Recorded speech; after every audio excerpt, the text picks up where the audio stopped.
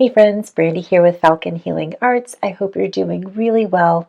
Lately, I've been sharing with you more about my own health journey, knowing that what I'm focusing on with myself will help me be a better practitioner for you and all my other clients. And what I've been focusing on is improving my metabolism and overall health markers. And so I recently started wearing a Stelo CGM, a continuous glucose monitor. So this is the Stelo biosensor system, and it is the first FDA approved CGM that you can get over the counter. So it's a big deal that more people can access it and use it in their everyday lives. So this is for people who have type 2 diabetes and are not using insulin, so who do not need that extra vigilance with monitoring their insulin.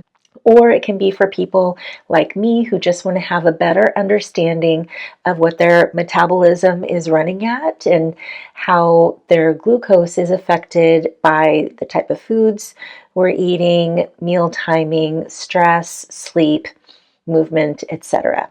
The Stelo CGM actually syncs with my Oura Ring, and this is how I learned about it, was through Oura.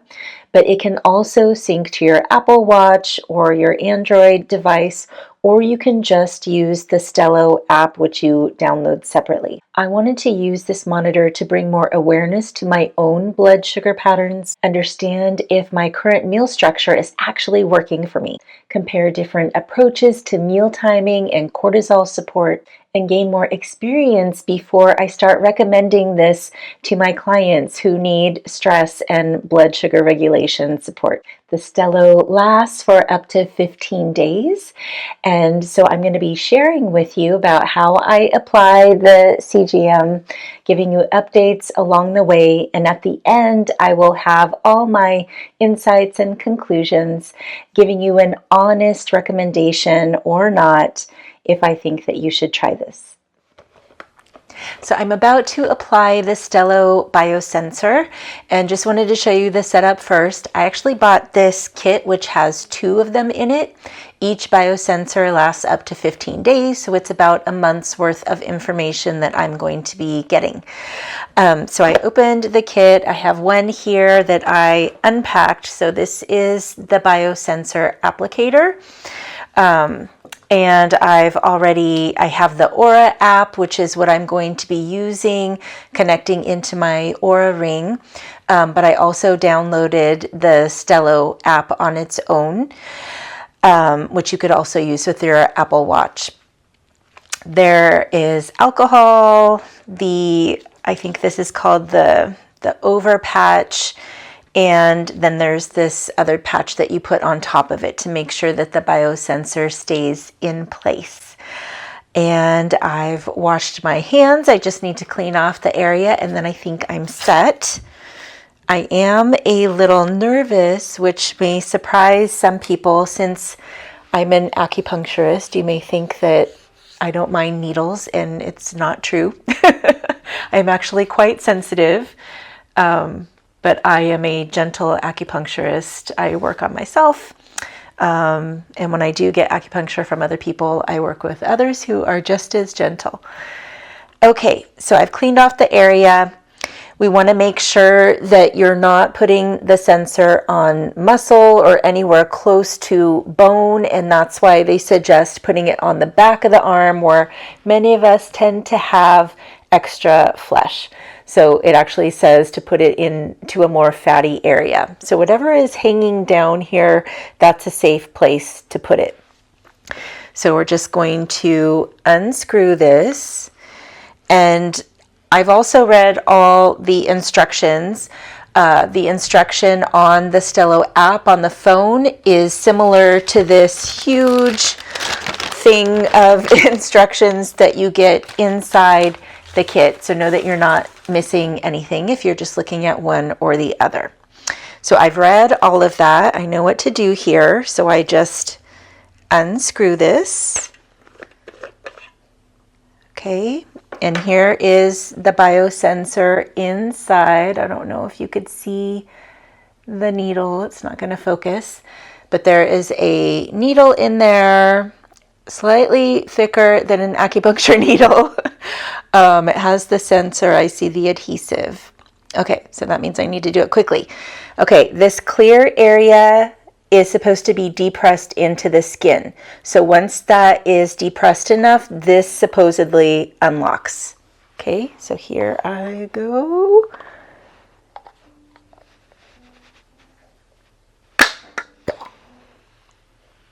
I felt a little bit. I actually feel it more now, but it's still just something I'm aware of, not something that was scary. So I like that. I like that there was a cushion, just like we press a guide tube in with the acupuncture needle. It kind of distracts the skin so you don't feel the needle. So that was not bad at all, friends. Do not fear. Okay, and now I'm going to put on the adhesive. This may take me a little extra time, so I may speed this part up.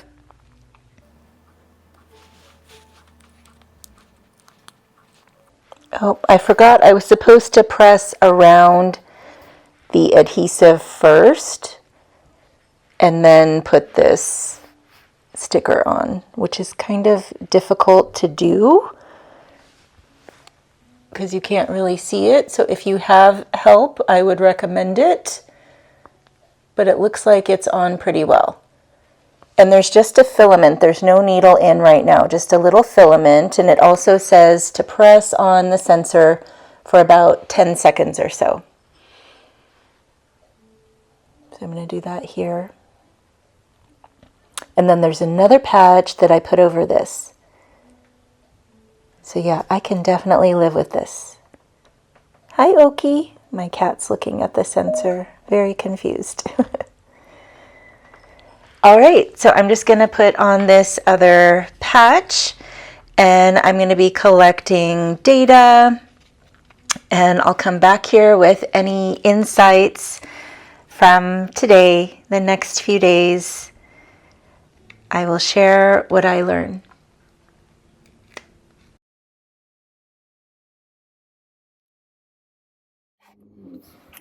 Day 2 of wearing the Stelo CGM. It's going well so far. I have gleaned a few insights I wanted to share with you right away. So I didn't notice any more discomfort, just a little bit of soreness after I applied it yesterday.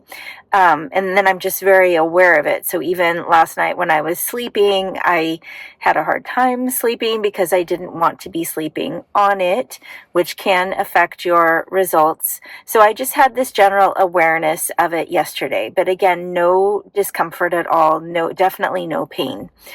And after I applied it yesterday, I ate lunch. It was a fairly balanced lunch. And what I love about the Oura integration is that it will assess your meal. So if you take a picture of your meal, which I did for that first one, it guessed pretty accurately what it was. It was steak with a salad and blue cheese and yogurt. It didn't guess that part. It thought it was cottage cheese, which I thought was a little amusing. Hard to guess, right? But then it tells you if it's nutritious or not and what you may expect with your glucose levels afterwards. So anyway, it said that was very nutritious. I did what I like to do whenever I have the time after a meal. I went for a walk, and it was interesting to see that as glucose levels were starting to rise after my meal, they started coming down as soon as I started moving more. So very interesting. Now that lunch was around 2 o'clock, and I didn't eat dinner until it was close to 7. So it was quite a long time between lunch and dinner, which I know now is not ideal for me. I did feel that I was getting hungry, but I was knitting at the time and just didn't feel like getting dinner ready. But I had some dandelion tea with some cream just to satiate me for a bit. That didn't do much to my glucose levels, and it had a major dip after that. So it didn't have to do with the cream apparently, but that I was just on this downward trajectory anyway, and the cream and of course the tea did not help much. So I overcompensated a little. I have been avoiding carbs at night, but I did have some rice with cod and veggies last night for dinner, again, to compensate for that dip. At first, it seemed like nothing was happening. My blood glucose levels, or the interstitial glucose levels, were, again, pretty stable. I went for another walk after eating dinner. Not much was happening. I was sitting down later, again, knitting. Around 10 o'clock, I had a spike. So it was my first spike of the day. It went up to like 145 milligrams per deciliter. And so Stelo is wanting me, and Oura is wanting me to stay between 70 and I think it is 140, 120 to 140, something like that. But it was above. So it had spiked above. I actually got an alert on my phone, which was helpful, but it was alarming to get that at night before bed, because I was like, oh no, what do I do? And it did start going down immediately. I went to bed, and looking at my data today, so I did wake up with my levels a little elevated, it was over 100, and we want it to be below 100. And that's why I am considered pre-diabetic right now, because I'm just on that level of 100 with the fasting glucose. So when you wake up in the morning without eating, experts want it to be below 100. And again, I'm right at that threshold. So that's where it was today. And then looking at the data over the evening, I did have some dips during the night. So low glucose levels. It could be that I was sleeping on the CGM for part of the night. I was very aware of it. I had many wakings because I was aware of it. And that could be why, that I was just adjusting and it didn't get a good reading, because those dips did not last long. They went back up, and then again, it was at around 100 when I woke up. But since eating breakfast, things have been going really well. I did not go for a walk. I had to get out the door. I just went ice skating, even though it wasn't a great session. That's another video, the things I have going on with my ice skating and my right foot, which I'm having a hard time trusting right now. There was some anxiety around that, and the stress did not seem to affect my glucose levels. And right now, before I did this video, I checked it again and they were pretty stable. So I'm expecting not much to happen with lunch. Again, I am going to have a snack for sure in between lunch and dinner, just to make sure I don't get that dip again, because I think it was that oscillation that I had in the early evening yesterday that may have set me up for having higher levels this morning. We'll see. That's part of what we're experimenting about here. But I am keeping the carbs earlier in the day. So this morning for breakfast, I had 3 eggs and just a little bit of oatmeal for some fiber and some carbs, because I just skated. I needed energy for that.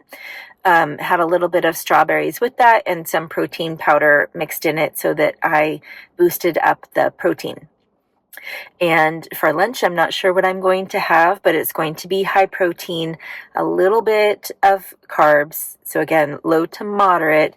And then I'm going to try to not have any for my snack and dinner. It will be high protein as I have been eating, but with more fat in it to sustain me.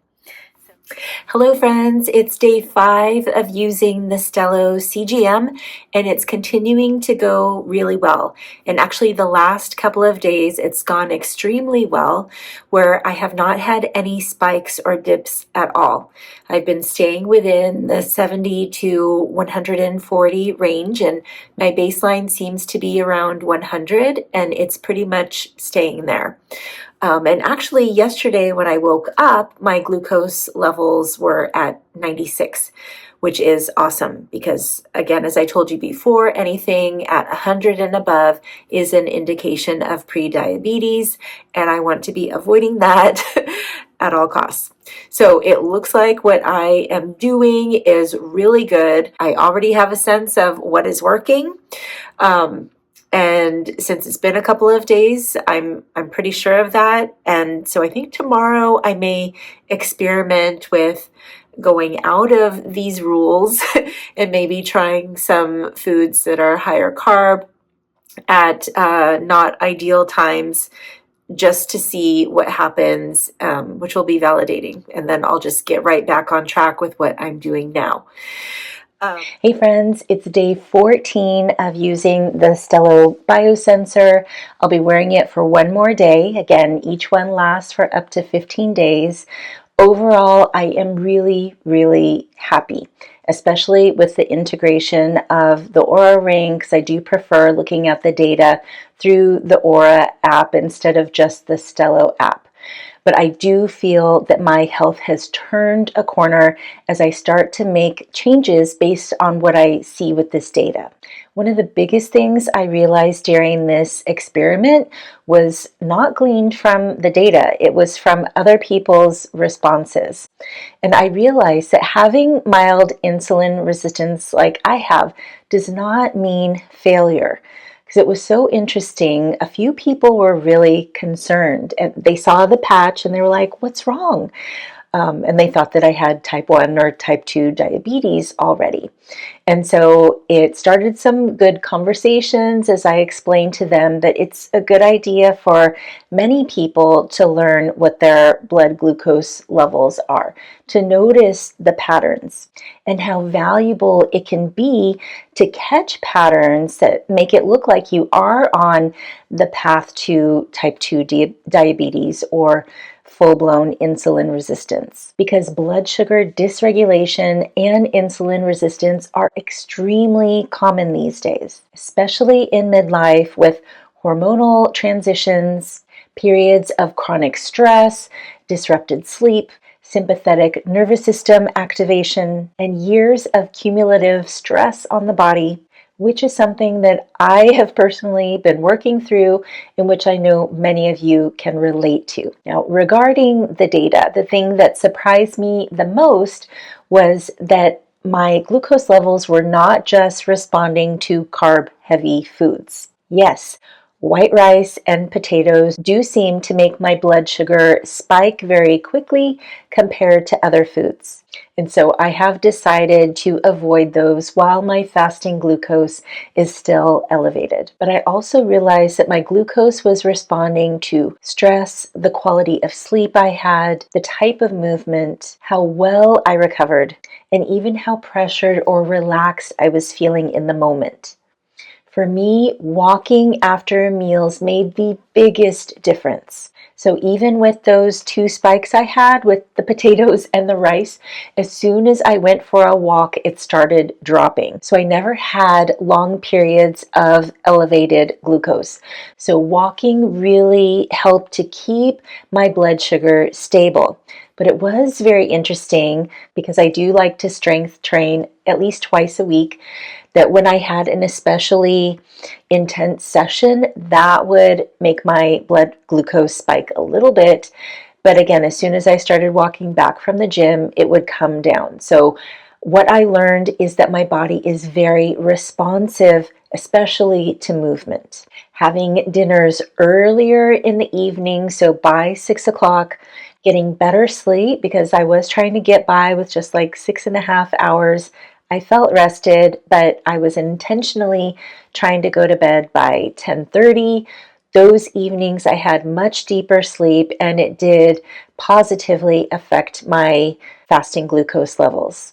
Same with stretching and being more intentional about recovery and calming my nervous system. Now, in the beginning of this experiment, I was expecting I could get to perfect numbers. It was the waking or fasting glucose number that I was wanting to fix, because again, this is what brought this to my attention, is that my recent blood test showed that I was at the threshold of being pre-diabetic. I did have a few days where I was able to get below that threshold, but it's still not consistent. So I am definitely playing the long game here, but again, I am seeing very positive results that my numbers are lower in general. So just seeing that my body is responding positively, even though it's not fixed, is helping me shift away from just restricting into more about rhythm and recovery and overall nourishment. I'm definitely going to repeat this experiment again using the Stelo for another 15 days, probably in 2 months from now. But in the meantime, I'm going to continue eating 3 well-balanced meals with plenty of protein and fiber, going for walks afterwards. I've been doing about 10 to 20 minutes, which many other health experts are recommending too. This really contributes to the 8,000 to 10,000 steps that they also recommend you get total each day. I will continue to be more disciplined about getting to bed early, and when I get in bed, to be very intentional about stretching, relieving any tension I have, and shutting down my mind, getting it into my body so I am more likely to have restful sleep. I will keep up with my strength training twice a week, making sure that I am fully recovered before my next day of intense exercise, making sure that I am managing my stress well and soothing my nervous system. And again, my waking glucose still isn't consistently below 100, but I am really happy with the positive changes I'm already seeing, even in body composition. I have been in a weight loss phase for a while, which honestly could be contributing to a little bit of stress, but I am losing weight. So my body still feels it is safe to let it go. So I do think I'm in pretty good shape there. Yes, I do recommend that my clients, anyone else who is watching this that feels that they want to monitor their blood glucose levels, I do recommend using the Stelo CGM with or without the Oura Ring. And if you're interested in either of these devices, I have links for them in the description below. If you've used them, I'm also interested to hear how they have supported you in making health changes. Thanks so much for following along with me on this journey, friends. I look forward to connecting with you again soon.